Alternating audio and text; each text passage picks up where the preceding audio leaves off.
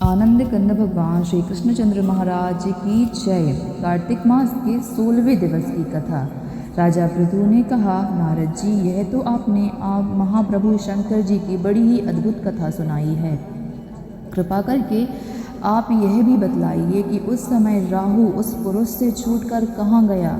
जब राजा पृथु ने देवर्षि नारद जी से ऐसा प्रश्न पूछा तो देवर्षि नारद जी ने कहा, उससे छूटने पर वह बर्बर नाम से विख्यात हो गया और मानो नया जन्म पाकर उसने अपने आप को धन्य माना तथा वह धीरे धीरे जलंधर के पास गया।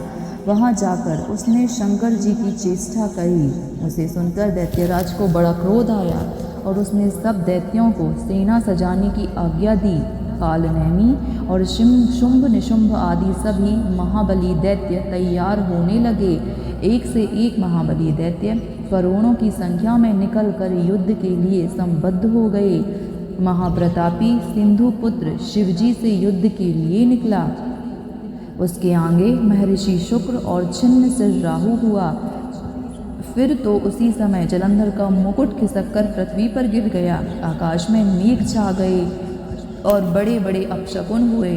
उधर इंद्र आदि सभी देवताओं ने एकत्र होकर कैलाश पर जाकर शिवजी के पास पहुंचकर सारा वृत्तांत कहा और यह भी कहा कि आपने जलंधर से युद्ध करने के लिए जो भगवान विष्णु को भेजा था वह उसके वशवर्ती हो गए हैं तथा लक्ष्मी सहित जलंधर के अधीन होकर उसके घर पर निवास कर रहे हैं।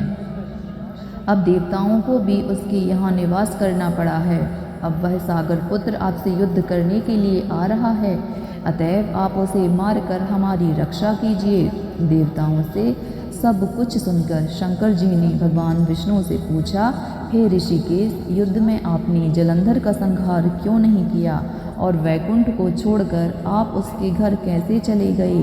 यह सुनकर भगवान विष्णु ने हाथ जोड़कर नम्रतापूर्वक शंकर जी से कहा, उसे आपका अंशीवा लक्ष्मी का भाई होने के कारण नहीं मारा है प्रभु। वह बड़ा ही वीर देवताओं से अजेय है। मैं सत्य कहता हूँ कि उसे कोई भी नहीं मार सकता। इस पर मैं मुग्ध होकर मैंने स्वयं उसके घर में रहने का वर दे दिया और इसी कारण मैं उसके घर में रहता हूँ। हे सूर्यवर्ण विष्णु, आप यह क्या कह रही हैं? उस दैत्य जलंधर को मैं अवश्य मारूंगा, इसमें कुछ भी संदेह नहीं है। अब आप सब देवता जलंधर को मेरे द्वारा मरा हुआ ही जानकर अपने स्थान को जाइए। जब शंकर जी ने ऐसा कहा तो सभी देवता संदेह रहित होकर अपने स्थान को चले गए। ठीक उसी समय पराक्रमी जलंधर अपनी विशाल सेना के साथ कैलाश पर्वत को घेरकर सिंहनाद करने लगा। दैत्यों के नाद और कोलाहल से शिवजी क्रुद्ध हो गए। उन्होंने अपनी नंदी आदि गणों को उसके साथ युद्ध करने की आज्ञा दे दी। कैलाश पर्वत के समीप भीषण युद्ध होने लगा। दैत्य अनेकों प्रकार के अस्त्र शस्त्र बरसाने लगे। मेरी मृदंग शंख और तीरों तक हाथी घोड़ों और रथों के शब्दों से पृथ्वी कांपने लगी। युद्ध में कटकर मरे हुए हाथी घोड़े और पैदलों का पहाड़ लग गया, जिससे कि युद्ध भूमि और भी अगम्य हो गई। दैत्यों के आचार्य श्री शुक्राचार्य जी अपनी मृत संजीवनी विद्या से सभी दैत्यों को फिर से जिलाने लगे। यह देखकर शिवजी गण व्याकुल हो गए और उनके पास जाकर सारा वृतांत सुनाया। उसे सुनकर भगवान रुद्र के क्रोध की सीमा ना रही।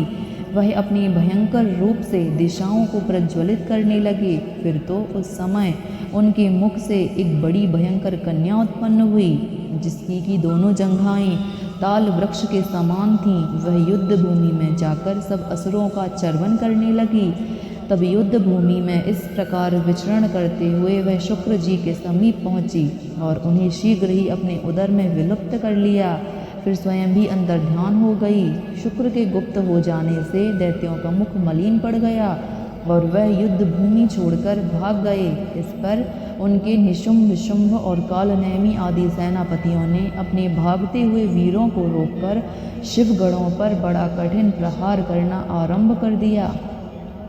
और ऐसा ही शिवजी के नंदी वीर गणों ने भी, जिनमें गणेश और स्वामी कार्तिक भी थे, अपने गणों को रोक रोक कर दैत्यों से भीषण युद्ध करना आरंभ कर दिया।